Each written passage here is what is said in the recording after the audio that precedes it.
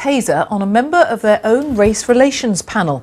The incident, involving 63-year-old Judah Adunbi, has been referred to the police watchdog. Our Home Affairs correspondent Daniel Sanford told me more about what had happened.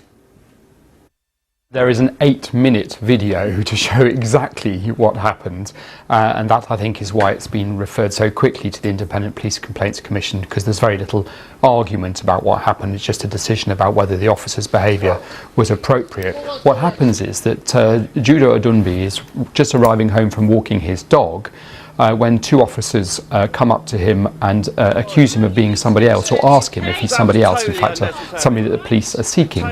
He refuses to give them his name, and an argument ensues that lasts for several minutes, in which he goes on refusing to give them his name. He then leaves and goes to enter his house, and what you've just seen there is the moment when, as he tries to enter his house, the police pull him back out. There's a struggle that lasts literally a second or two, and then the female police officer tasers him in the face. He's hit in the face by the taser barb, falls to the ground. There's then several more minutes while he's lying on the ground saying, "My ID's just over there, why don't you check who I am?" They don't check who he is. They arrest him for assaulting a police officer, and then their colleagues arrive and he's taken off to the police station.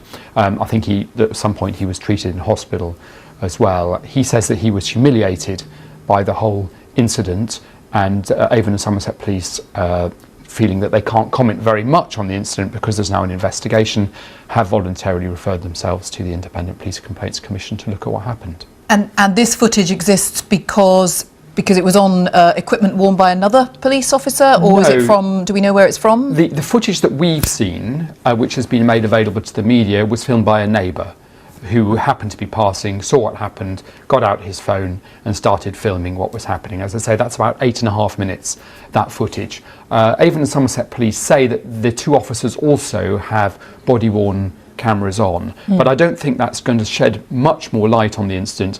The neighbour starts filming just after the whole discussion begins, but there's no suggestion at that point that there's been any violence or anything at that point. What there is a vigorous discussion in which Mr. Adunbi doesn't want to give his name, feeling he doesn't have to give the police officers his name and doesn't want to give them his name, and you see the build up to when he tries to enter his property and when the police then manhandle him out of the property. At one point he kind of raises an arm to push one of the police officers away.